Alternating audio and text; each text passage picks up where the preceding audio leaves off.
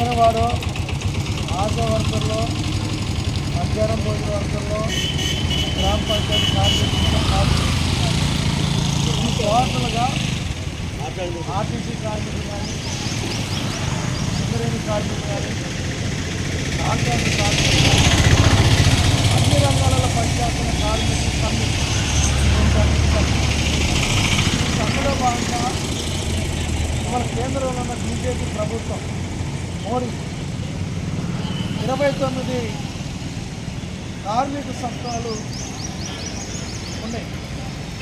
29 కార్మిక చట్టాలని రద్దు చేసి 4 కోళ్లుగా తీసుకురాబోతున్నాం. 4 కోళ్ళలో ఏముంది? 29 కార్మిక చట్టాలలో ఏముంది, 4 కోళ్ళలో ఏముంది అనేది కూడా మీరు తెలుసుకోవాలి.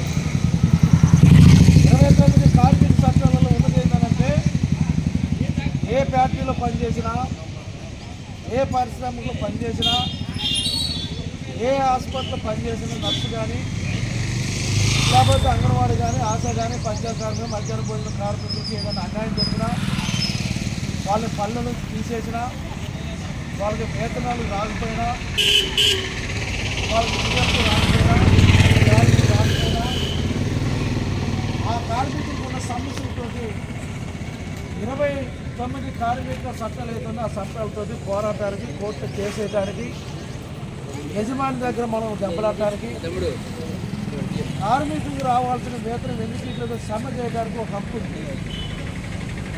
అదే రకంగా కోర్టులో కూడా ఏది మనం వాదించడానికి కూడా ఆ చట్టాలలో ఉంది. అదే రకంగా యూనియన్ పెట్టుకోవడానికి చట్టం ఉంది. 7 ఉంటే యూనియన్ పెట్టుకోవచ్చు. ఏది 29 కార్మిక చట్టాలలో ఉన్న హక్కు 7 ఉన్న సంఘం పెట్టచ్చు, 50 మంది ఉన్న పెట్టచ్చు. కానీ ఇప్పుడు మోడీ తీసుకొచ్చిన 4 లేబర్ కోళ్లలో 29 కార్మిక చట్టాలు రద్దు చేసి 4 లేబర్ కోళ్లలో వచ్చింది ఏంటంటే, కార్మికులకి 78 రూపాయలు, 178 రూపాయలు వేతనం ఉండాలి. ఎంత ఉండాలి? 178 రూపాయల వేతనం ఉంటే చాలు కార్మికులు వాళ్ళకి రోజువారీ వేతనం కూడా అని చెప్పి మోడీ ప్రభుత్వం 4 లేబర్ కోళ్లలో దాన్ని అమలు పరుస్తుంది.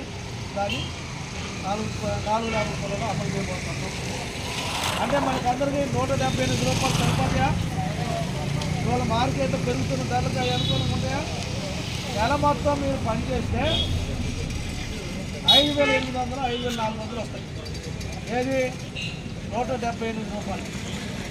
అదే భార్య భర్తలు ఇద్దరు పని చేసేటప్పుడు ఆ 11,000